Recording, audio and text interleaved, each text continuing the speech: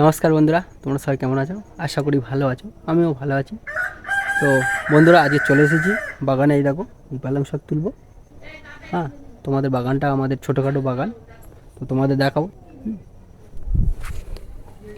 এই দেখো, এই পালং শাক দিয়েছিলাম, আর এখান থেকে কিছু তোলা হয়ে গেছে, কেটে কেটে নিচ্ছে, আবার হবে পাশ থেকে। তো আজকে ওই দিক থেকে তুলবো। এই দেখো বন্ধুরা, বেশিরভাগটা ওলকপি রয়েছে 50 পিস, এই লাইন দিয়ে বসিয়েছি।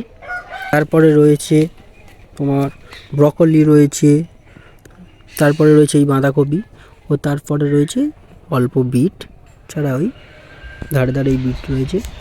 আর এবারে রয়েছে ধনে, সবে ছোট ছোট ছোট ধনে হয়েছে, সবে ছোট ছোট। খাওয়ার মতো টমেটো গাছও দিয়েছি এই চারিদিকে। আর টমেটো এই দেখো ধরে গেছে, এই টমেটো ধরে গেছে। আর এর মাঝে টমেটো গাছের মাঝেও রয়েছে পালং শাক। এই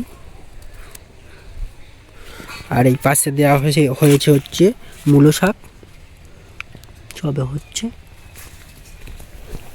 আর এই দেখো, এই কপি বাগানটা, এই ধারে বিট, তারপরে বাঁধাকপি, তারপর রয়েছে ওলকপি, ফুলকপি, আর এখানে বেগুন গাছও দেওয়া হয়েছে। এই দেখো ছোট ছোট। আর আগের ভিডিওতে তোমাদের দেখিয়েছি যে লঙ্কা গাছ দুটো তোমাদের, এই দেখো সাদা লঙ্কা, সাদা একদম। এই এই দুটো গাছ আমাদের লঙ্কা কিনতে হয় না। এই দেখো, তো চলো পালং শাকটা তুলে নিই।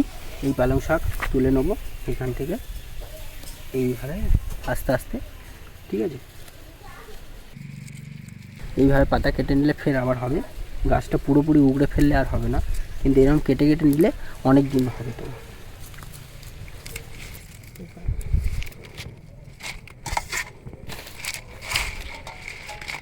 গাইস, আমার তো পালং শাক তোলা হয়ে গেল।